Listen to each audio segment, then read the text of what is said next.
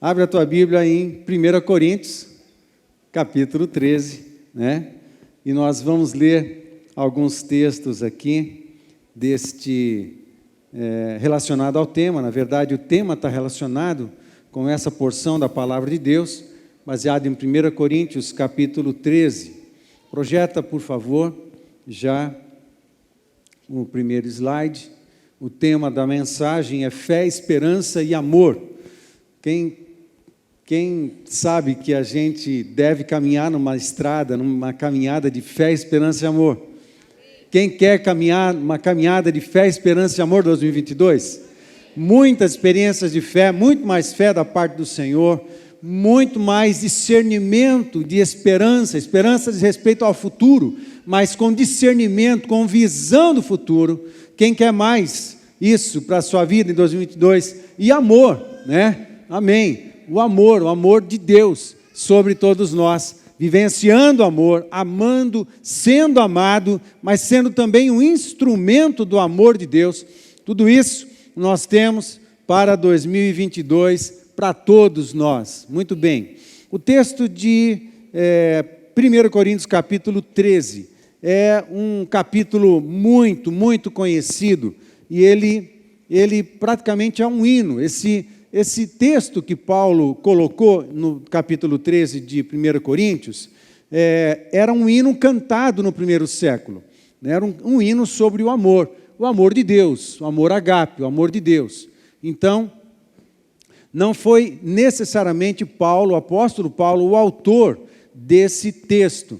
Ele encaixou esse texto, esse hino sobre o amor de Deus, dentro de uma porção especial demais em 1 Coríntios, que ele estava tratando sobre os dons na igreja de Corinto. A igreja de Corinto foi uma igreja no primeiro século que cresceu grandemente.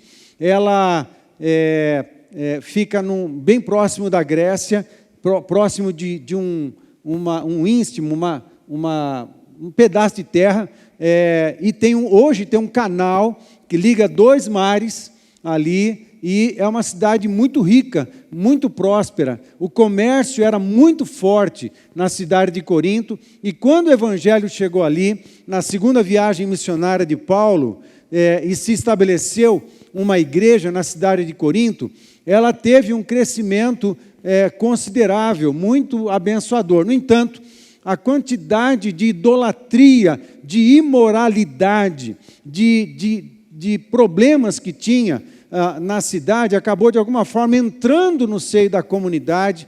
De alguma maneira eles permitiram isso acontecer, de forma que todo mover, tudo que acontecia na igreja de Corinto, começou a ser afetado por causa de desequilíbrios na igreja, nos relacionamentos e tudo mais. E uma das coisas que foi afetada foi a manifestação dos dons. Quando a manifestação dos dons acontecia em Corinto, havia, junto com a manifestação do dom, também uma manifestação de alma, uma manifestação de ego, uma disputa para ver quem que se manifestava mais, quem falava mais, quem fazia mais, e assim um se impunha sobre o outro, de maneira que o ego e o orgulho começou a sobrar no seio da comunidade, e foi necessário que Paulo escrevesse a carta primeiro aos Coríntios, para poder botar a ordem na casa. E quando ele chega a tratar do capítulo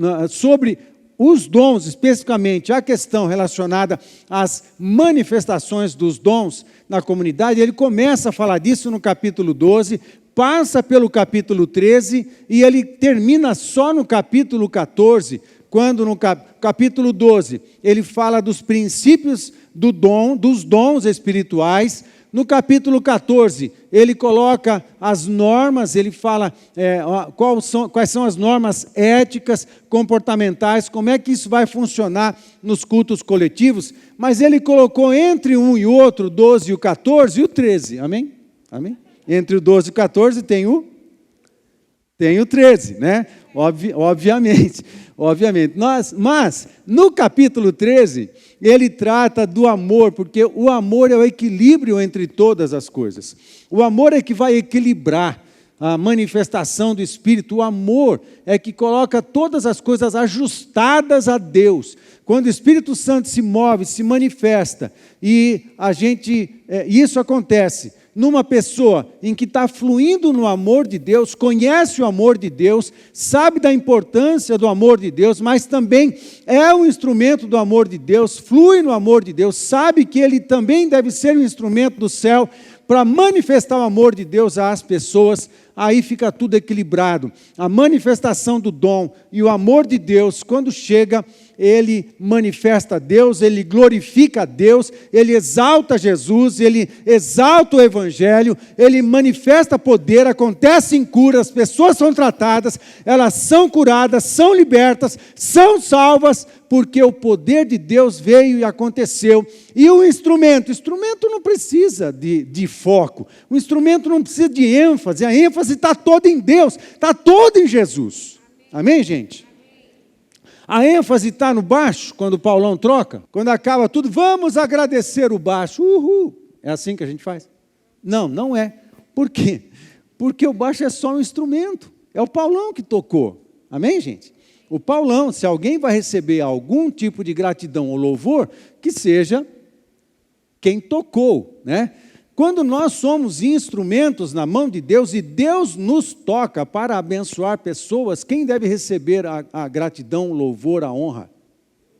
Quem tocou. É Deus, é sempre Deus. Nunca é o instrumento. O instrumento é consagrado. O instrumento é consagrado, é uma bênção, e a gente se alegra, e a gente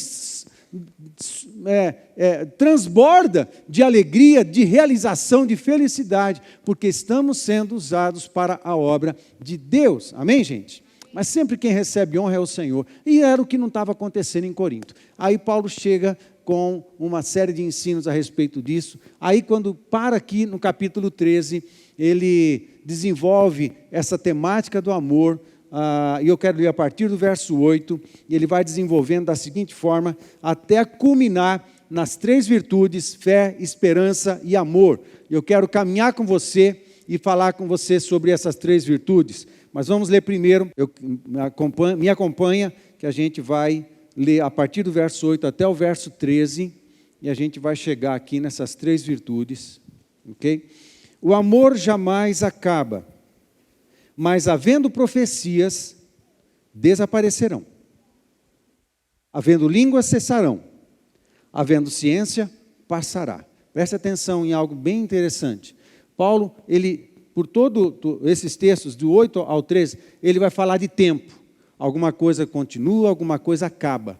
O tempo do passado, o tempo do futuro e o tempo do presente, o tempo do agora. Presta atenção como ele vai lidando com essas ideias, é bem interessante. O amor jamais acaba, ele já começa dizendo que tem algo que prevalece, tem algo que permanece, e permanece para a eternidade. Ele transcende os tempos da história humana aqui na terra, ele transcende a vírgula da morte, transcende a janela da morte, transcende e vai para toda a eternidade. O amor jamais acaba. Quem anda no amor, lida com as coisas da eternidade. Amém? Do nosso Deus. O amor jamais acaba, mas havendo profecias, elas cessarão um dia. Havendo línguas, elas também cessarão. E havendo ciência, passará. Porque em parte conhecemos e em parte profetizamos. Porque a nossa visão, amados, das coisas, ela não é perfeita. Amém? Amém? Ela não é completa. Nós precisamos, por exemplo, a igreja é o corpo de Cristo. A visão mais perfeita, vamos dizer assim, se aqui é possível, levando em conta eu e você, né? É o conjunto da comunidade, porque nós é que somos o corpo de Cristo. É no conjunto, quando todos estamos vivendo na comunhão com Jesus, na comunhão com o povo, na comunhão com a igreja, e no centro da vontade de Deus, cumprindo o nosso chamado, no pleno exercício dos dons que o Espírito Santo distribuiu para cada um de nós, nesse conjunto é que somos a melhor expressão da pessoa do Senhor Jesus Cristo.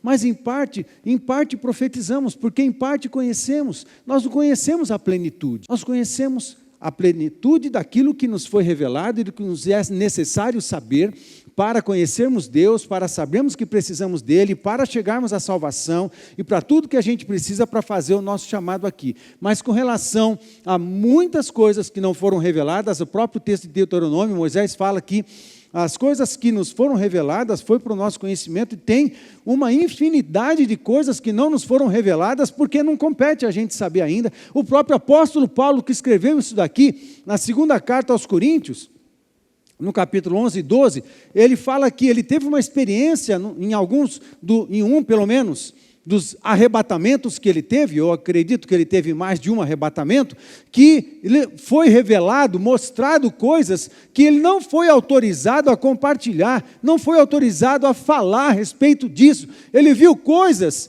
que só ele viu. E falou assim: Paulo, isso aí guarda só para você, você não está autorizado a falar coisas. Ou seja, a experiência da eternidade, a experiência do céu, a experiência na presença de Deus, presença plena de Deus, tem coisas que a gente nunca imaginou. As belezas são inimagináveis, a presença inimaginável, a paz inimaginável, o amor inimaginável, as alegrias inimagináveis.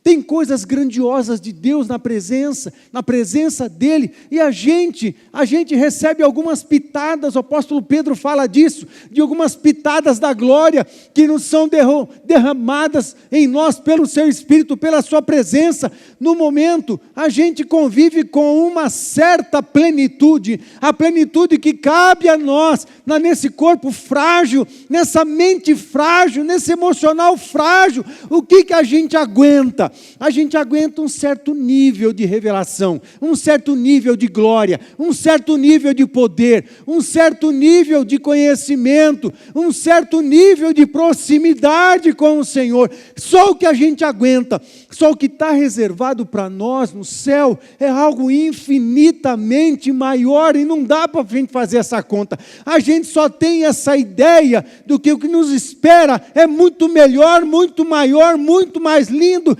Nenhum olho viu, nenhum ouvido ouviu, nada, ninguém pode imaginar uma coisa tão linda e tão maravilhosa do que aquilo que nos espera na presença do Papai para o resto da eternidade. É isso que a gente tem. Portanto, no momento, a gente conhece as coisas em parte. E a gente precisa um do outro para entender cada vez melhor a graça de Deus, cada vez melhor a fluência do Espírito, cada vez melhor. A gente precisa daqueles que gastam mais tempo na adoração para, às vezes, animar nossa fé. O profeta Eliseu precisava de um tangedor do lado dele, para que quando o tangedor, ele tangia o seu instrumento, tocava o seu instrumento, o espírito profético se manifestava. O profeta precisa do adorador, mas também precisa do mestre, mas que também precisa do apóstolo, mas que também precisa do evangelista, mas também precisa dos que ministram na administração, que ministram em oração, que ministram no serviço, que ministram na contribuição, que ministram na misericórdia, que ministram na visitação, que ministram no pastorado, que ministram em todo mundo. Todo mundo precisa de todo mundo. Então nós conhecemos as coisas em parte, nós nos envolvemos com todo, mas o nosso nível de compreensão não é tão pleno assim. Mas a gente vai ter um dia, a gente vai desfrutar de uma revelação, de um conhecimento, de uma alegria que nenhum coração humano suportaria tanta alegria. Uma vez ouvi um amigo nosso, um pastor, vocês conhecem, pastor Bertoc, nós compartilhando algumas experiências, e ele falou assim: teve uma vez que eu me fechei na minha casa, e eu comecei a orar, ele estava sozinho, orar, Senhor, se manifesta, eu quero a tua presença, e ele ficou adorando durante algumas horas, e clamando: Senhor, eu quero mover do Senhor, eu quero uma manifestação, eu quero a tua presença, e em algum momento em que ele estava nessa insistência, durante horas, ele estava nessa insistência, de repente ele teve a sensação em verdade, né, no seu espírito, de Jesus se aproximando, e quanto mais ele se aproximava, a sensação que ele tinha é que ele ia morrer. Ele não suportaria a grandeza, ele não suportaria o tamanho da glória, ele não suportaria o tamanho da santidade, ele não suportaria a grandiosidade do amor, não suportaria uma revelação muito precisa da pessoa de Jesus Cristo. Ele começou a sentir que ia morrer, e quando ele disse, no Espírito, ele falou assim, eu tive a impressão de que Jesus se aproximou, mas ficou num outro lugar da casa, e chegou um momento que eu pedi, Jesus, não chega mais perto, porque eu tenho certeza que eu vou morrer, se o Senhor se aproximar mais um pouquinho. Grande temor, há grandezas de Deus, que ainda não nos foram reveladas. Por enquanto a gente vive na fé, na esperança e no amor. A gente vive crendo, a gente anda crendo, a gente come crendo, a gente levanta crendo, a gente vai deitar crendo, a gente trabalha crendo, a gente luta crendo, a gente enfrenta as dificuldades crendo, a gente chora crendo. Quem tem chorado ultimamente crendo, ou não crendo tanto assim quanto gostaria, mas precisando crer mais, né? Amém, eu tenho chorado muitas vezes, mas a gente chora crendo, Senhor, eu não sei como isso vai resolver, eu não sei o que vai acontecer, mas eu continuo na sua presença, crendo muito, crendo pouco, mas 2022 vai ser um ano em que Deus vai bombar a nossa fé, Deus vai bombar a nossa fé, porque nós precisamos de fé, nós precisamos, quanto mais fé, mais revelação, quanto mais fé, mais força, mais poder para realizar, para fazer, para alcançar as coisas. A gente ora mais, a gente clama mais, a gente intercede mais, a gente ministra mais. Amém, gente? Esperança, a nossa esperança sendo ampliada, sendo aumentada, a nossa visão do futuro sendo amplificada, e o amor, a vivência do amor, não o sentimento. Também é um dos aspectos é o sentimento, mas a palavra ágape não fala para sentimento, fala de posicionamento. Eu quero seguir até lá, vamos lá. Eu parei no primeiro verso e não segui, vamos, gente.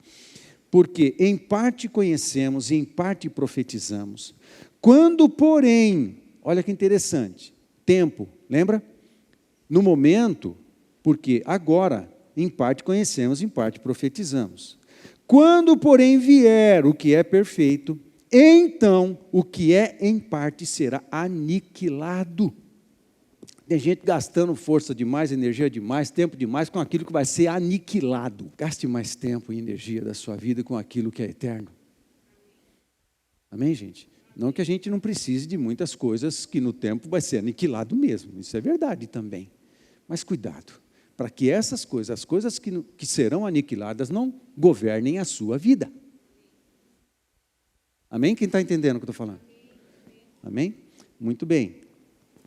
Quando, porém, o que vier o que é perfeito. Perfeito aqui é a palavra teleios, em grego. A palavra teleios não é, a ideia da palavra não é apenas algo sendo feito da melhor forma possível. Não. A palavra teleios tem a ideia de completude. Tem ideia de completo, ó. Chegou ao ápice, agora está completo, as peças se encaixaram todas, e tem a ver com a segunda vinda de Jesus Cristo também. É um tipo de completude que tem que ser associado à divindade. A divindade é que vai completar todas as peças disso para que a gente seja planificado, experimentemos a completude de Deus, da vontade de Deus, das coisas de Deus, aí alcançamos a perfeição.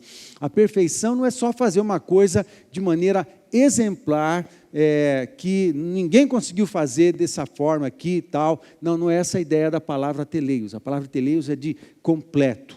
E essa completude só se encontra em Deus. Essa perfeição só se encontra em Deus. E essa completude, por exemplo, da missão de Cristo, que ele veio uma primeira vez, agora voltará, ele virá uma segunda vez. Então vai se completar. As coisas de Deus se completarão, ou estarão indo para uma caminhada acelerada para a completude, para um teleios no tempo e no espaço, a partir da segunda vinda de Jesus Cristo. A segunda vinda, aí as coisas serão todas perfeitas. Quando Ele vier, estaremos com Ele, não vamos precisar mais profecia, não vamos precisar orar em línguas, a gente vai falar a mesma língua. Imagina só, que legal, né? Então vamos lá, em parte será aniquilado. 11. Quando eu era menino, olha que interessante, ele está apontando para a infância. Quando eu era menino, falava como menino, sentia como menino, pensava como menino. Quando cheguei a ser homem, maturidade, desisti das coisas próprias de menino. Interessante como no verso 11, ele chama a nossa atenção e faz uma comparação, uma ilustração com relação ao tempo da infância e da maturidade. Como existe diferença entre uma coisa e outra. Ele está dentro do contexto do teleios. Nós estamos num processo de maturidade. E a gente, quanto mais maduro, mais a gente vai conhecendo a Deus. Aí no verso 12, ele fala assim, porque agora, olha que interessante, ele fala do agora. Quando no 10 ele fala do teleios, do perfeito, ele aponta para frente. Porque esse teleios só vai acontecer a partir da segunda vinda de Cristo. Quando ele chega no verso 12 e fala, porque agora é o tempo agora. Esse agora é o nosso aqui. O que a gente faz entre uma coisa e outra, né? Agora, porque agora vemos como em espelho, obscuramente. Então, futuro, veremos face a face. Veremos como espelho, é porque os espelhos dessa época, do primeiro século, eram metal polido, né, que refletia a imagem, mas não é como os espelhos de vidro, né, que tem uma película de prata atrás, que reflete uma imagem praticamente perfeita, mas nessa época não tinha essa tecnologia. Era um metal lustrado, polido, e quando ele refletia, ele não refletia a imagem perfeita, refletia uma imagem torta, deturpada, deformada em algum nível, não era a imagem perfeita, a gente não tinha essa condição. Mas vai chegar um momento que então veremos face a face, perfeitamente. Ele está apontando para o futuro, mas o agora, a gente vai conviver com essas coisas. Enquanto a gente não vê perfeitamente, a gente crê. Enquanto a gente não vê perfeitamente, a gente espera. E acredita no que a palavra de Deus fala a respeito da gente, a respeito do presente, a respeito do futuro. Amém? E enquanto a gente não vê perfeitamente, a gente segue vivendo em amor, porque esse é o estilo de vida de Deus. Amém? Agora conheço em parte, então conhecerei como também sou conhecido. Que coisa linda. Aí chegamos no verso 13. Agora, pois, aí aponta para o agora, esse tem a ver com a gente também. O que a gente vai fazer nesse tempo aí? Agora, pois, permanecem a fé, a esperança e o amor. Estes três são as três virtudes que se acham em nós, que é liberada a nós pelo Espírito. As virtudes que devem estar na gente, permanecer na gente, nessa caminhada da vida entre o agora ou o passado, no momento que entregamos a vida a Jesus, ou agora até o teleios, até a perfeição em Cristo, até sermos glorificados, até estarmos na eternidade com o Senhor, até todos falarmos a mesma língua, até o amor ser pleno, até estarmos nessa ambiência de virtude absoluta, de beleza absoluta, de poder absoluto, de amor absoluto, de glória absoluta. Aqui que a gente faz entre o agora e até esse momento a gente anda em fé, em esperança e em amor. Amém, gente? Essas virtudes vão manifestar Deus em cada um de nós. Amém, queridos? Sobre essas virtudes, então eu quero repartir algumas coisas. Vamos falar primeiro de fé. Fé, muito interessante, que aparece em Gênesis capítulo 15, verso 1, a palavra escudo. E pela primeira vez aparece na Bíblia, a palavra escudo está aqui em Gênesis 15, 1. E diz assim, Abraão, Deus falando com Abraão, Abraão, eu sou teu escudo, e teu galardão será sobremodo grande. Eu sou teu escudo. Não é por acaso, Abraão é o pai da fé, é chamado o pai da fé. E também, não por acaso, acontece uma menção do apóstolo Paulo em Efésios capítulo 6, falando sobre a armadura de Cristo, e ele associa a figura do escudo à fé, quando no capítulo 6, verso 16, diz assim, usem o escudo da fé, com a qual vocês poderão apagar todas as setas inflamadas do maligno. Usem o escudo da fé. E Deus fala com Abraão, eu sou teu escudo. Por quê? Nessa vida, entre o agora e o teleios, entre o agora e a glória, Amém, gente? Nós vamos lutar muitas vezes, a nossa vida será cheia de batalhas. Nessa vida nós vamos precisar lutar muitas lutas e batalhar muitas batalhas. E nessa vida nós vamos precisar nos proteger. Parece que o escudo na armadura de Cristo é uma arma de defesa. Você também ataca com escudo, o soldado é treinado a atacar com escudo, mas é basicamente uma arma de defesa. E com essa defesa que Paulo fala que é a fé, nós protegemos o quê? Protegemos a nossa mente, o escudo era grande o suficiente para proteger o corpo todo, para proteger desde a cabeça até os pés praticamente. Com esse movimento, com pouco movimento, ele protegia tudo, mas principalmente ele protegia, além do capacete, ele protegia a cabeça e os órgãos vitais, ele protege a mente, protege o coração, amém, gente? Estão comigo? Protege os pensamentos, protege de setas inflamadas do maligno. Geralmente, as setas inflamadas do maligno, ou elas tomam forma de um pensamento, tomam forma de um sentimento, ou tomam forma de uma enfermidade. Geralmente é isso que acontece. Uma dor, alguma coisa assim. E uma das setas inflamadas do maligno mira na nossa cabeça, na nossa mente, jogando pensamentos para confundir a gente. Lembra que o Evangelho trata da verdade, o cristianismo trata da verdade, o caminho do Evangelho trata da verdade. E o que o inimigo às vezes faz é tentar lançar setas envenenadas para tentar confundir, e com mentiras, com sofismas, com ideias contrárias às verdades de Deus. São setas. A seta da dúvida diante de uma palavra que você tem. Amém? Nós temos uma palavra de cura, mas de repente, por alguma forma, alguém, uma TV, um compartilhar, uma ligação, mas será mesmo? Puxa, mas que seria bom se fosse isso verdade, hein? Será que vai... vamos torcer para que isso dê certo. Mas olha, eu conheço um caso assim, assado, e começa a contar a história, e não sei o quê, não ajuda nada. Então, a gente está diante dessas coisas. Como é que a gente protege a nossa mente, protege o nosso coração? Fala assim, olha, meu amigo, eu não sei qual é a tua experiência, eu vou ter a minha experiência, e na minha experiência, a palavra que eu tenho é de cura, a palavra que eu tenho é de superação, a palavra que eu tenho é que Deus vai me dar força para lutar essa luta. Mas você vai ter que lutar? Eu vou ter que lutar sim, porque o meu Deus é um Deus de luta, é um Deus de guerra, um Deus dos exércitos.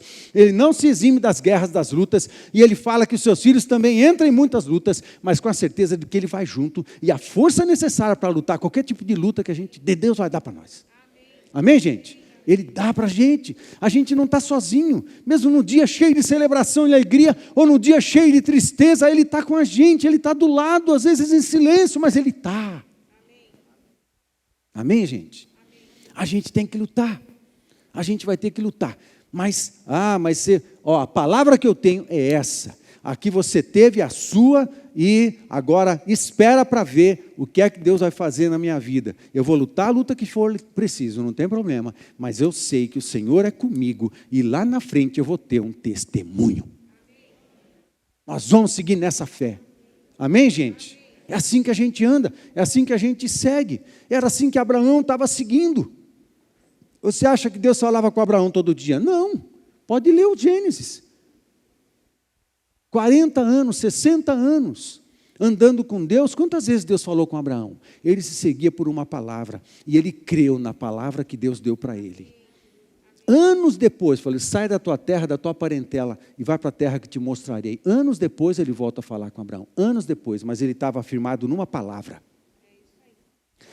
Aí no meio do caminho acontece uma coisa, acontece outra, mas ele estava firmado na palavra. Até aconteceu algumas coisas que não era muito certo lá, mas depois você lê o texto e você vê, porque às vezes a gente falha, às vezes a gente escorrega, né? A gente enfia o pé na jaca muitas vezes, mas Deus está lá. Se a gente volta para Deus, Deus vem e relembra todas as palavras para nós, e Ele nos coloca de novo no seu caminho, e o caminho de Deus é perfeito, a palavra de Deus é certa, a palavra de Deus é certeza, e isso enche o nosso coração de novo, e a gente segue na vontade de Deus, na certeza de que a vitória é a nossa companheira. Amém, gente? E assim acontece. Fé, relação com Abraão, relação com o apóstolo Paulo, com a armadura de Deus, Então, a gente pensa nessa fé.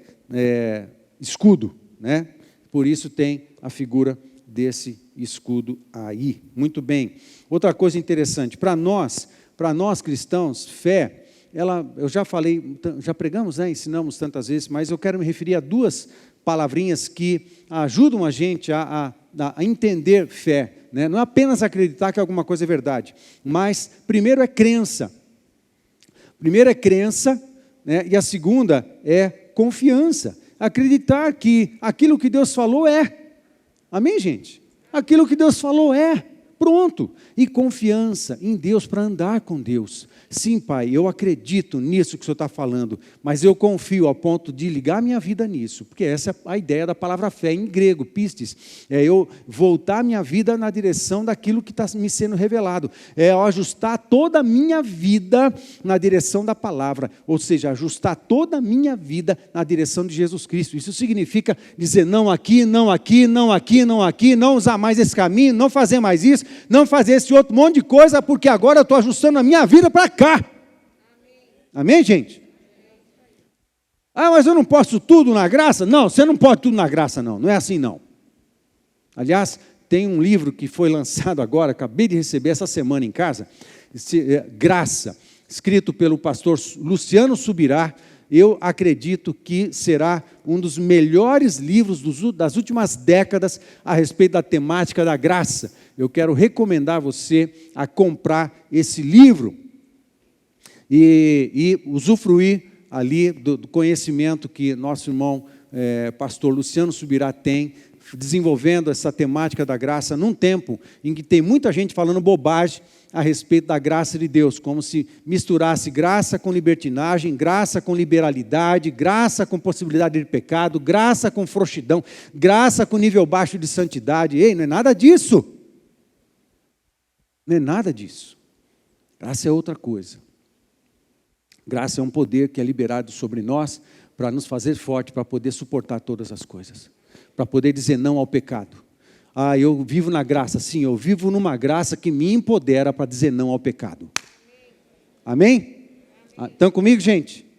É nessa graça que eu vivo. Não é a graça que me permite cometer pequenos deslizes. É a graça que me empodera para dizer não ao pecado.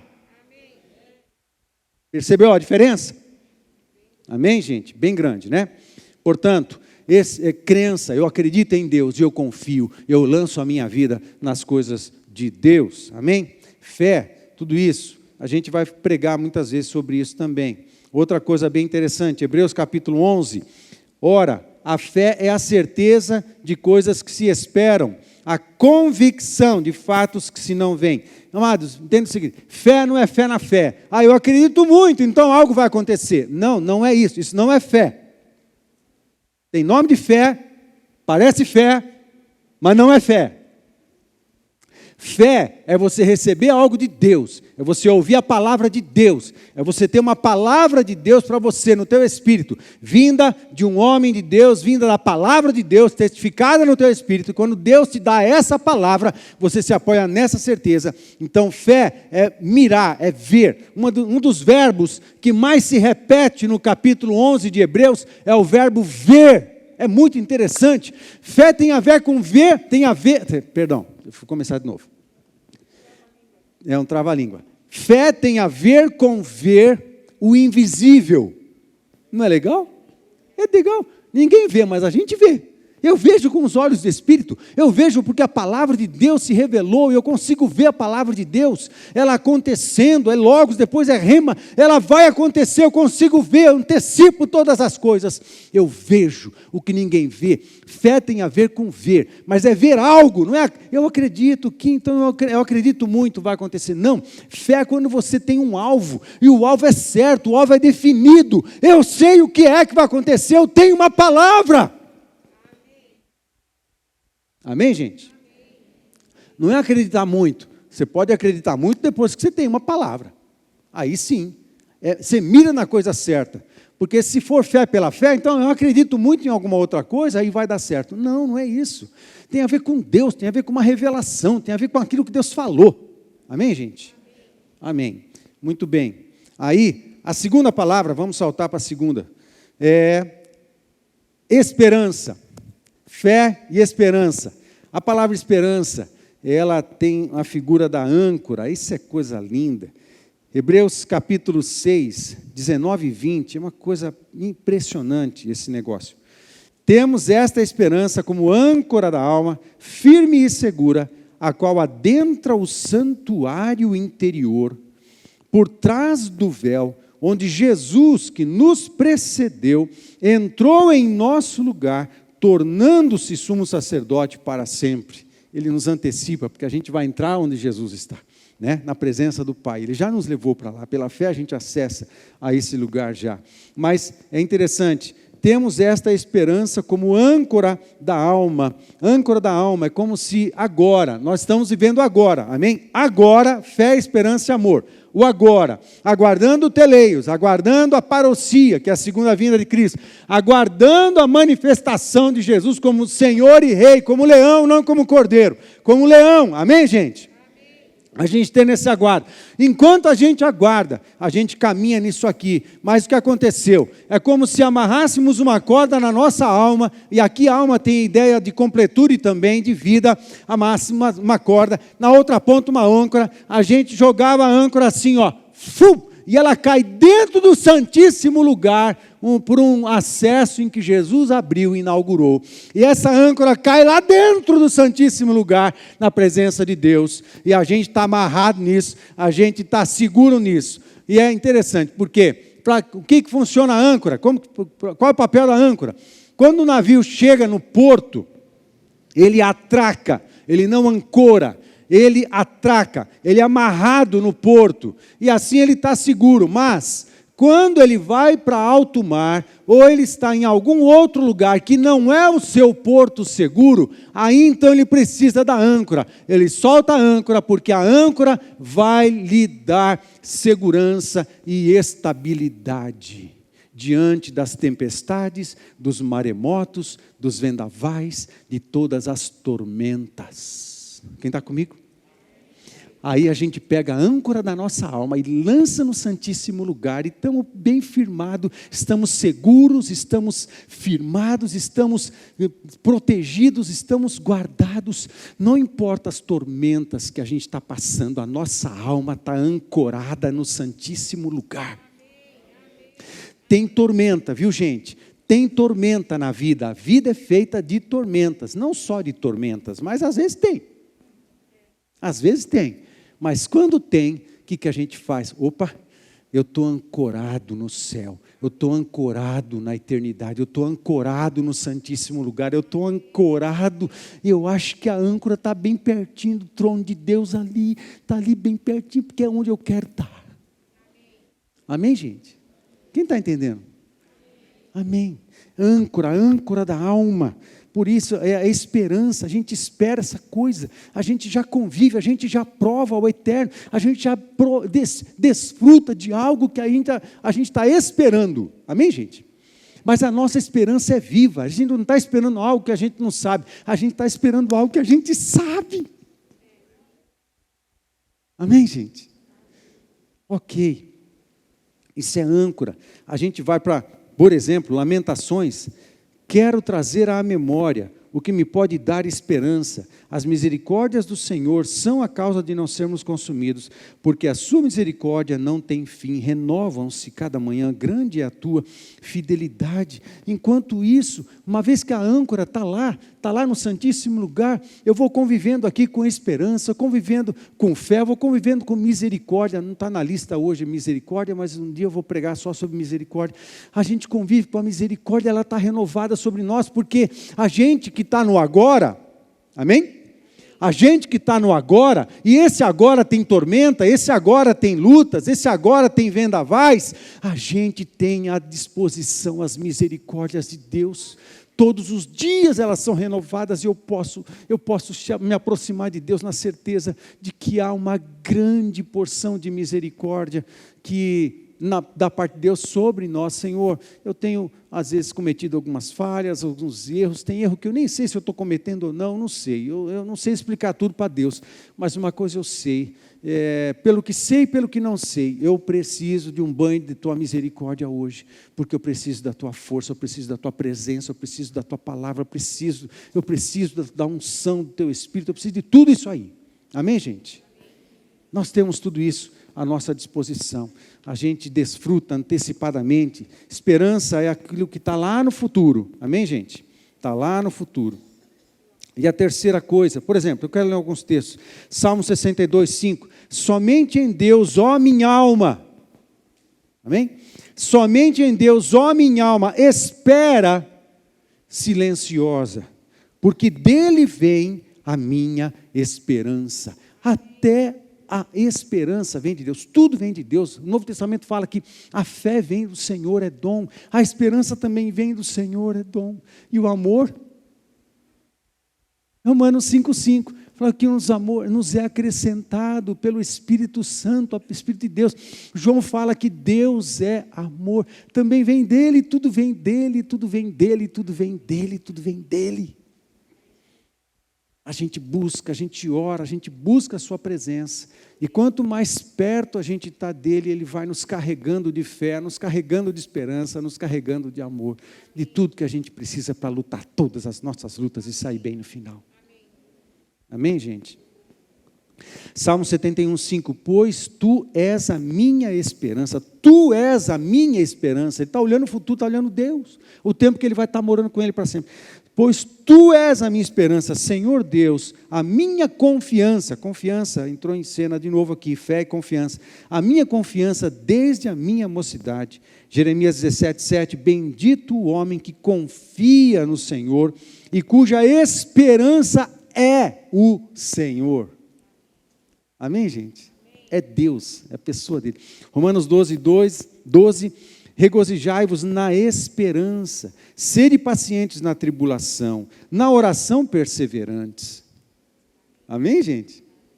Regozijai-vos na esperança. Você olha para o futuro e fala, vai passar, a tempestade vai passar. Eu preciso olhar para o futuro, eu preciso olhar por cima da tempestade. Amém? Se alegre, porque ela vai passar. Sede pacientes na tribulação. Está no meio da tempestade, mas você já está olhando por cima dela. Então, sede pacientes na tribulação. Na oração, perseverantes. O que se faz quando está no meio da tormenta? Ora e espera. Amém? Hebreus 10, 23. Guardemos firme a confissão da esperança, sem vacilar, pois quem fez a promessa é fiel. Tremendo. Terceira virtude, o amor. Terceira virtude é o amor. Em todo o capítulo 13, né, é praticamente citado 8 vezes a palavra amor. E o amor aqui é o amor agape, é o amor de Deus, né? Já falamos outras vezes das diversas palavras que o grego usa para se referir a amor, mas o amor de Deus é um amor sacrificial, amor incondicional, amor cheio de misericórdia, um amor intencional. Tudo isso aí é o amor agape. E tem alguns textos, né? 1 Coríntios 13, 13, que é o texto, né? Agora, pois, permanece a fé, a esperança e o amor, essas três, porém, o maior destes é o amor. Ok, gente? Porque a gente vai conviver na ambiência de amor por resto da eternidade. A fé e a esperança já cumpriram o seu papel aqui no tempo do agora. Enquanto é onde nós estamos, é no agora. Amém? Por isso maior é o amor, porque o amor nos conecta, tudo nos conecta à eternidade, mas o amor é o que vai permanecer para sempre. Amém? Vamos lá. Outro texto que está aí, 12:31. Eu passo agora a mostrar-lhes um caminho ainda mais excelente, bem interessante, um caminho mais excelente. O 12:31 de Paulo, ele está introduzindo o capítulo 13 com esse verso do final do capítulo 12. Então, antes dele falar do amor, ele apresenta a temática do amor como o caminho, um caminho mais excelente, muito interessante. E na NVI, essa versão é um caminho ainda mais excelente, é a versão da NVI, mas a versão transformadora, ela é espetacular. A versão transformadora para esse verso de 12:31 de 1 Coríntios é: agora, porém, vou lhes mostrar um estilo de vida que supera os demais. Não é lindo? Estilo de vida, um caminho, é um estilo de vida, não é um sentimento. O amor tem que ser o nosso estilo de vida. Amar, respeitar as pessoas, tem todo um conjunto de qualidades, de adjetivos que Paulo ele escreve aqui no capítulo 13 sobre o amor, mas depois a gente chega lá. Muito bem, o amor aqui não é sentimento, mas é uma disposição de amar, é uma decisão de amar, que tem a ver com pensar, sentir, decidir, tudo dentro dos padrões de Deus. Isso é amar. Amar é saber que você vai pagar preço por aquilo. Você decide amar e você segue amando. Não é alguma coisa que, eu não tenho mais. Não existe esse negócio no amor. O mundo fala dessa forma. O mundo pensa e sente dessa forma. Mas essa não é a verdade de Deus. A verdade de Deus é que o amor é uma disposição, o amor é uma decisão, o amor é um propósito. O amor, ele supera todas as lutas, ele luta todas as lutas e supera, e segue vitorioso lá na frente. O amor tem esperança. Um outro texto que a gente vai ver de Paulo, quando ele resume o negócio, ele junta a esperança e a fé no amor, no estilo de vida de amor. O amor é esse negócio que você decide, então você vai, né? Você sente? Claro que você sente, mas o que comanda é a tua decisão, é o propósito de amar. É o mesmo amor do casamento. Você ama a sua esposa porque ela tem se mostrado perfeita desde do namoro? Então, gente, é assim. Por que a gente continua casado? Porque a gente supera, a gente luta, a gente está decidido a continuar junto e resolver nossos problemas.